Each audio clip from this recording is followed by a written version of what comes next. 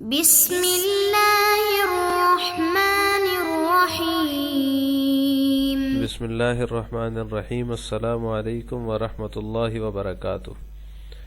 عزیز طلباء کرام، امید ہے آپ حضرات خیر و عافیت سے ہوں گے۔ آج آثار السنن کا 27واں سبق ہے،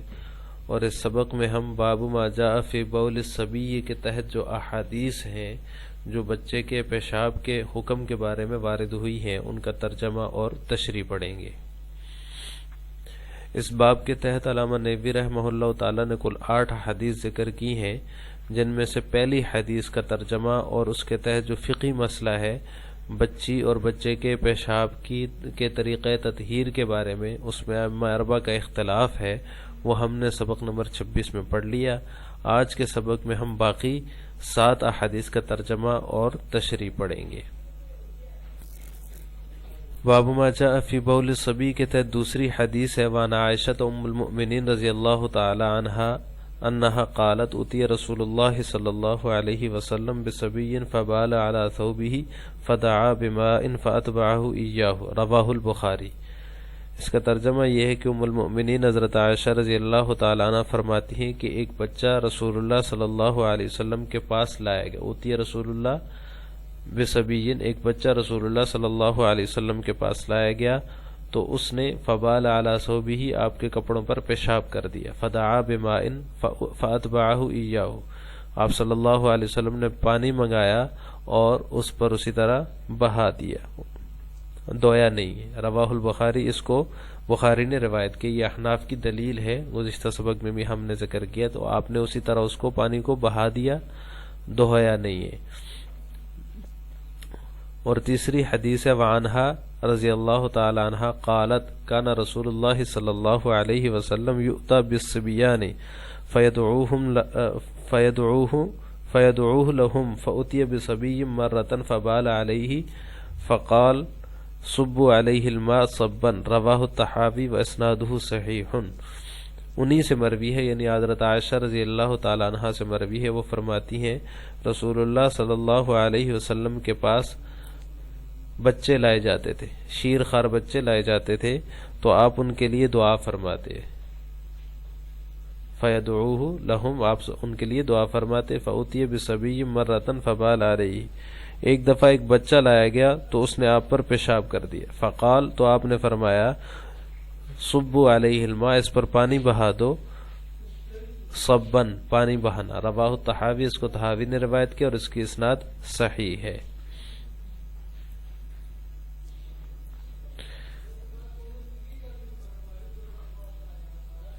اس باب کے تحت اگلی حدیث ہے، وعن علی رضی اللہ تعالی عنہ قال قال رسول اللہ صلی اللہ علیہ وسلم بول الغلام ينضح علیہ وبول الجاریۃ یغسل، قال قتادۃ ھذا ما لم يطعم فاذا طعم غسل بولهما، رواہ احمد وابو داود وآخرون واسنادہ صحیح۔ حضرت علی رضی اللہ تعالی عنہ فرماتے ہیں کہ رسول اللہ صلی اللہ علیہ وسلم نے فرمایا لڑکے کے پیشاب پر پانی بہا دیا جائے، بول الغلام ينضح علیہ، لڑکے کے پیشاب پر پانی بہا دیا جائے، وبول الجاریۃ یغسل، اور بچی کے پیشاب کو دھویا جائے۔ قال قتادہ رحمہ اللہ فرماتے ہیں یہ حکم اس وقت ہے ھذا ما لم يطعما، جب وہ دونوں کھانا نہ کھاتے ہوں، فیدا طعما، جب کھانا کھاتے ہوں، غسل بولہما، تو دونوں کو دھونا ضروری ہے، دونوں کے پیشاب کو دھویا جائے گا۔ اس کو روایت کیا احمد اور ابو داؤد نے اور دوسروں نے، واسنادہ صحیح، اور اس کی سند صحیح ہے۔ اب اس حدیث میں یہ ہے کہ بول الغلام ينضح وبول الجاریۃ یغسل، بچے کے پیشاب کے اوپر نضح کیا جائے اور بچی کے پیشاب کو دھویا جائے۔ نضح سے مراد غسل خفیف ہے، یہ ہم گزشتہ سبق میں پڑھ چکے ہیں۔ تو اس میں وجہ فرق کیا ہے؟ بول صبی اور بول صبیہ کے طریقہ تطہیر میں فرق کیوں ہے کہ بچے کے پیشاب کو اس کے اوپر صرف پانی بہا دیا جائے اور بچی کے پیشاب کو دھویا جائے؟ اس کے اندر فرق کیوں کیا جاتا ہے؟ تو اس کی پہلی وجہ یہ ہے کہ بول صبیہ جو ہوتا ہے وہ اس کے مزاج پر غلبہ رطوبت اور برودت کی وجہ سے زیادہ غلیظ ہوتا ہے، زیادہ گاڑھا ہوتا ہے اور چکنا ہوتا ہے اور بدبودار ہوتا ہے، اس کے اندر یہ تینوں چیزیں پائی جاتی ہیں، گاڑھا ہوتا ہے، چکنا ہوتا ہے، اور اس کے اندر بدبو بھی زیادہ ہوتی ہے مقابلے میں بچے کے پیشاب کے مقابلے میں، تو اس وجہ سے اس کو دھونے کا حکم فرمایا۔ اور بولے سبھی چونکہ گاڑھا بھی نہیں ہوتا، چکنا بھی نہیں ہوتا، اور اس کے اندر بدبو بھی نہیں ہوتی، اس وجہ سے جو ہے اس کے اوپر پانی بہانے کا حکم ہے۔ دوسری وجہ یہ ہے کہ سبھی کا مخرج جو ہوتا ہے وہ تنگی کی وجہ سے ایک جگہ پیشاب کرتا ہے، یعنی بچے کا جو مخرج ہے پیشاب کا وہ تنگ ہوتا ہے، اور اس کی وجہ سے بچہ صرف ایک جگہ پر پیشاب کرتا ہے، اور بول سبیہ جو ہے وہ وسعت مخرج کی وجہ سے پھیل جاتا ہے، یعنی جب وہ بچی پیشاب کرے گی تو مخرج کے وسیع ہونے کی وجہ سے وہ ادھر ادھر پھیل جائے گا، تو اس وجہ سے آپ صلی اللہ علیہ وسلم نے فرمایا کہ اس کے پیشاب کو دھویا جائے اور بچے کے پیشاب پر پانی بہا دیا جائے۔ اور تیسری وجہ یہ ہے کہ بچوں کو اکثر مجالس میں لایا جاتا ہے بخلاف بچیوں کے، کیونکہ بچوں کو عام طور پہ لوگ مجالس میں نہیں لاتے، تو اس لیے بچوں کے بارے میں یہ حکم دیا کہ ان کے پیشاب کے اوپر پانی بہا دیا جائے تاکہ تنگی اور مشقت نہ ہو، بخلاف بچیوں کے کہ اس کے لیے تو وہاں پھر اصلی حکم ہی باقی رہے گا، کیونکہ پیشاب کو دھونا عام نجاسات کو ازالے کا جو قاعدہ کلیہ ہے وہ یہی ہے کہ مل کر دھویا جائے، تو بچی کے پیشاب کے بارے میں اصل حکم ہی برقرار رہے گا۔ اس سے اگلی روایت ہے وعن ابی السمح قال كنت خادم النبی صلی اللہ علیہ وسلم فجیء بالحسن او الحسین فبال على صدره فارادوا ان يغسلوه فقال رسول الله صلی اللہ علیہ وسلم رشه فانه يغسل بول الجاریہ ويرش من بول الغلام، رواه ابن ماجہ وابو داود والنسائی واخرون وصححه ابن خزیمہ والحاکم وحسنہ البخاری۔ ابو سمح فرماتے ہیں کہ میں نبی کریم صلی اللہ علیہ وسلم کا خادم تھا، کنتو خادم النبی صلی اللہ علیہ وسلم، میں نبی کریم صلی اللہ علیہ وسلم کا خادم تھا۔ فجیء بالحسن او الحسین، آپ صلی اللہ علیہ وسلم کے پاس حضرت حسن یا حضرت حسین کو لایا گیا، فبال علی صدری، تو اس نے آپ صلی اللہ علیہ وسلم کے سینہ مبارک پر پیشاب کر دیا، فارادوا ان یغسلوہ، تو صحابہ نے چاہا کہ اسے دھو لیں، فقال رسول اللہ صلی اللہ علیہ وسلم، تو رسول اللہ صلی اللہ علیہ وسلم نے فرمایا رشہ، پانی چھڑک ڈالو، فإنہ یغسل بول الجاریہ، بے شک بچی کے پیشاب کو دھویا جاتا ہے، ویرش من بول الغلام، اور بچے کے پیشاب کے اوپر پانی چھڑکا جاتا ہے، چھڑک دیا جائے یا پانی بہا دیا جائے۔ یہ حدیث ابن ماجہ، ابو داؤد اور نسائی نے روایت کی ہے، اور دوسروں نے وصححہ ابن الخزیمہ والحاکم، ابن خزیمہ اور حاکم نے اس کی تصحیح کی ہے، اس کو صحیح قرار دیا ہے، وحسنہ البخاری، اور بخاری نے اس کو حسن قرار دیا ہے۔ اب دیکھیں اس روایت کے اندر بھی یہی ہے کہ بچی کے پیشاب کو دھویا جائے، اور یرش من بول الغلام، اور بچے کے پیشاب کے اوپر پانی چھڑک دیا جائے یا پانی بہا دیا جائے۔ اس سے اگلی روایت ہے وعن عبد الرحمن بن ابی لیلى عن ابیہ قال كنت جالسا عند رسول اللہ صلی اللہ علیہ وسلم على بطنه او على صدره حسن رضی اللہ تعالی عنہ او حسین رضی اللہ تعالی عنہ فبال علیہ حتى رأيت بوله اساریع فقمنا الیہ فقال دعوه فدعا بماء فصبه علیہ، رواہ الطحاوی واسنادہ صحیح۔ عبد الرحمن بن ابی لیلہ نے بیان کیا کہ میرے والد فرماتے ہیں کہ میں رسول اللہ صلی اللہ علیہ وسلم کے پاس بیٹھا ہوا تھا، آپ صلی اللہ علیہ وسلم کے پیٹ مبارک پر او علی صدرہ، یا سینے پر حسن او حسین، حضرت حسن تھے یا حضرت حسین رضی اللہ تعالیٰ عنہ تھے، فبال علیہ، تو انہوں نے آپ پر پیشاب کر دیا، حتی رأیت بولہ اساریہ، یہاں تک کہ میں نے پیشاب کی داریں دیکھی، اساریہ داریں دیکھی، فقمنا الیہ،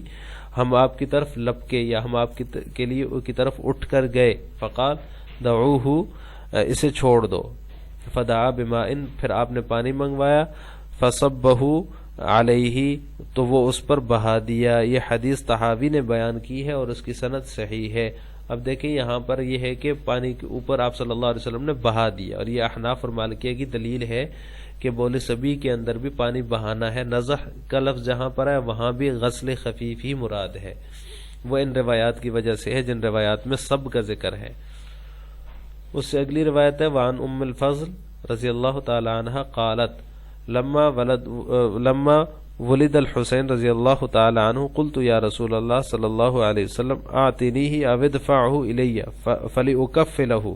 او ارزعه بلبنی ففعل فأتيت به فوضعه على صدره فبال عليه فأصاب ازاره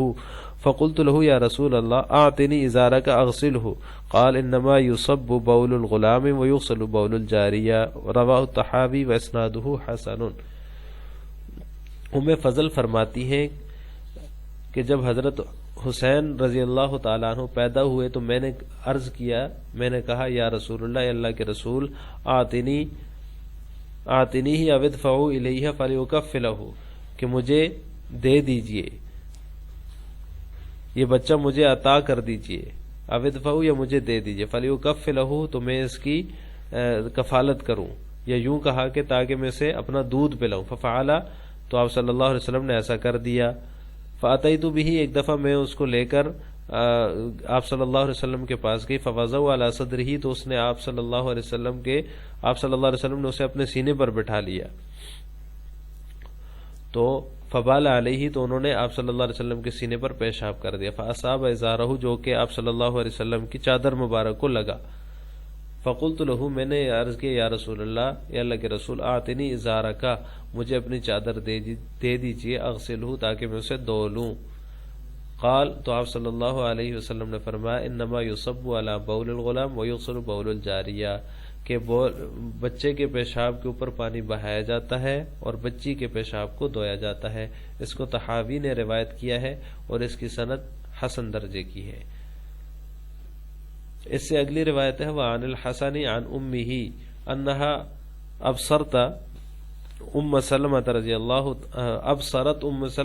اللہ تعالی عنہ تصب الماء على بول الغلام ما لم يطعم فاذا طعم غسلته وكانت تغسل بول الجاریۃ رواه ابو داود واسناده صحیح۔ حسن بصری فرماتے ہیں کہ اپنی والدہ سے انہوں نے بیان کیا کہ انہوں نے ام المؤمنین رضی اللہ، حسن بصری اپنی والدہ سے بیان کرتے ہیں کہ انہوں نے ام المؤمنین حضرت ام سلمہ رضی اللہ تعالی عنہا کو دیکھا، تصب الماء علی بول الغلام، کہ وہ لڑکے کے پیشاب پر ما لم یطعم، جبکہ وہ کھانا نہ کھاتا ہو، پانی بہا دیا کرتی تھی، فاذا طعم، جب کھانا کھاتا ہو تو غسلتہ، تو اسے دھو دیا کرتی تھی، وکانت تغسل بول الجاریہ، اور لڑکی کے پیشاب کو ہر حال میں دھوتی تھی، رواہ ابو داؤد، اس کو ابو داؤد نے روایت کیا، واسنادہ صحیح، اور اس کی سند صحیح درجے کی ہے۔ قال النیموی رحمہ اللہ لأجل امثال هذه الروایات ذهب الطحاوی الى ان المراد بالنزح في بول الغلام صب الماء علیہ توفیقا بین الاخبار۔ علامہ نیوی رحمہ اللہ فرماتے ہیں کہ ان روایات کی وجہ سے، ان جیسی روایات کی وجہ سے یا ان کے پیش نظر، امام طحاوی رحمہ اللہ تعالی نے نزح سے مراد جو ہے وہ لڑکے کے پیشاب پر پانی چھڑکنے سے مراد جو ہے، یعنی نزح جس کو کہا جاتا ہے، اس سے مراد جو ہے وہ صب الماء، پانی بہانا ہی لیا ہے، تاکہ تمام روایات کے اندر کے درمیان تطبیق ہو جائے۔ آج کے سبق کا خلاصہ یہ ہوا کہ ہم نے آج کے سبق میں باب ما جاء فی بول الصبی کے تحت جو مذکور احادیث ہیں، علامہ نیوی رحمہ اللہ نے ان کو ذکر کیا ہے، ان میں سے 7 احادیث جو ہیں آج کے سبق میں ہم نے ان کا ترجمہ پڑھا ہے،